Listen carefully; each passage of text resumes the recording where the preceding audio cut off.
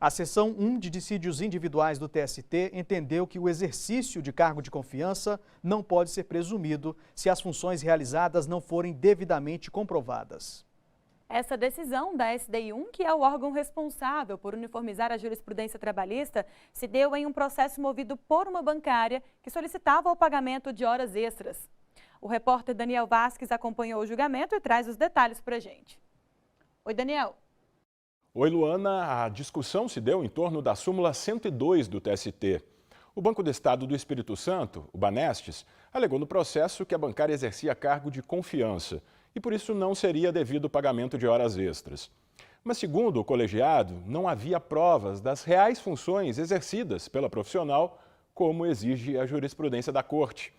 A bancária relatou nos autos que trabalhou no Banestes por 14 anos e no último ano no emprego foi designada secretária da Presidência e depois indicada como assessora na diretoria administrativa.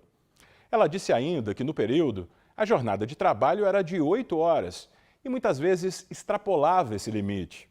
A defesa da trabalhadora sustentou que a duração deveria ter sido de 6 horas, porque os cargos não se enquadravam como de confiança, conforme o artigo 224 da Consolidação das Leis do Trabalho, a CLT. O dispositivo estabelece jornada de 6 horas de trabalho por dia aos bancários, totalizando 30 horas de trabalho por semana.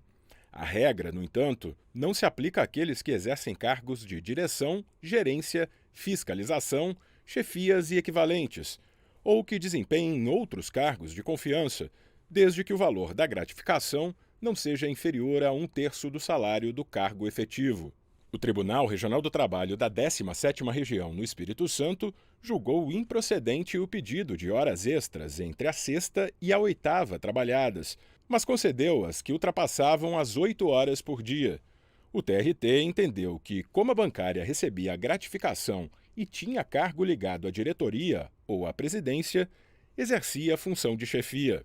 Em recurso ao TST, a bancária argumentou caber ao banco provar a natureza do cargo. O recurso foi acolhido pela 8ª turma, com base na súmula 102 do tribunal, que diz: a configuração do exercício da função de confiança em bancos depende da prova das reais atribuições do empregado e não pode ser reexaminada em recurso de revista ou de embargos. A turma observou que o TRT registrou não haver nos autos prova nesse sentido e concluiu que a decisão havia contrariado a súmula 102. Por isso, condenou o banco ao pagamento da 7ª e da 8ª horas como extras. No julgamento de embargos apresentados pelo banco na seção 1 de dissídios individuais, o relator, ministro Alexandre Ramos, entendeu ter havido má aplicação da súmula 102 pela 8ª turma. Para o ministro, a norma não trata de ônus da prova ou da necessidade de demonstração ou presunção das reais atribuições do empregado. Aqui, neste caso específico que estamos julgando, o acórdão embargado parte desta premissa, que está no regional, de inexistência de prova. Se existe prova, se faz o processo de subsunção aplicando a norma de regência aos fatos comprovados. Se inexiste prova, o juiz, evidentemente, não pode se abster de julgar e precisa aplicar critérios de distribuição do ônus da prova, e foi isso que o regional fez. O ministro Breno Medeiros divergiu. Segundo ele, os precedentes que levaram à edição da súmula 102 se baseiam na impossibilidade de revisão do quadro fático quando existem provas das reais atribuições do cargo, o que não ocorreu no caso. Apesar de ser uma súmula que nós espelhamos como se fosse a 126, ela traz essa peculiaridade, que ela diz assim, bom, presume-se sempre que a atividade aqui é a do 224 caput. E ela diz assim, então, para a configuração, ela depende de provas reais.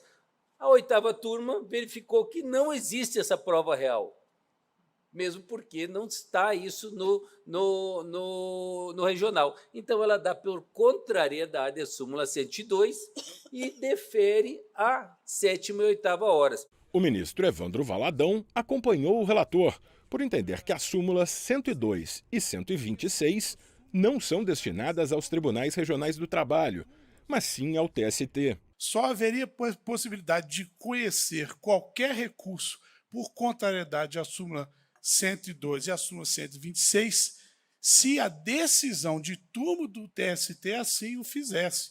E aí caberia a SBDI 1 o conhecimento de embargos por contrariedade às duas súmulas. São duas súmulas que não são destinadas aos tribunais regionais. Por conta disso, senhora presidente, vejo que não é possível aqui discutir a questão no que toca ao próprio ônus da prova. Mas o voto divergente foi seguido pela maioria. O ministro Augusto César defendeu que a súmula 102 atribui ao regional analisar a configuração ou não do exercício da função de confiança a que se refere a CLT. Aqui eu peço bem, inclusive, ao ministro Alexandre Ramos, porque penso que nesse trecho a súmula 102.1 está tratando, sim, do ônus da prova.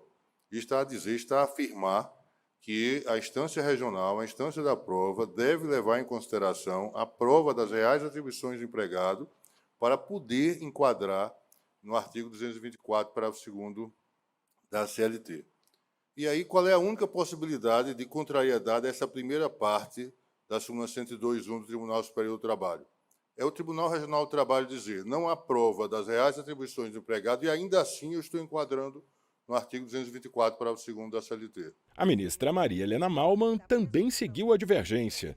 Ela afirmou que a norma elimina a presunção baseada no nome dado ao cargo. Essa discussão ela é pacificada a partir da súmula 102, item 1, que diz claramente que a configuração ou não de exercício da função de confiança a que refere 224 depende da prova das reais atribuições, ou seja, afasta a questão da presunção a partir da nomenclatura. E, ao mesmo tempo, quando assim o faz, ela trata da distribuição do ônus da prova. E, tratando da distribuição do ônus da prova, a prova é encargo do empregador. Assim, por maioria, a SDI 1 rejeitou o recurso do Banestes por entender que o exercício de cargo de confiança não pode ser presumido, sendo necessário provar as reais funções exercidas. Luana, eu volto com você. Tá certo, Daniel. Muito obrigada pelas informações e bom trabalho para você. E o placar desse julgamento ficou assim. Acompanharam o relator, ministro Alexandre Ramos, a ministra Cátia Arruda e o ministro Evandro Valadão, que ficaram vencidos. E seguiram a divergência aberta pelo ministro Breno Medeiros, as ministras Dora Maria da Costa, Maria Helena Malman e os ministros Augusto César, Hugo Scheuermann, Cláudio Brandão e Alberto Balazeiro. Agora uma dica para você que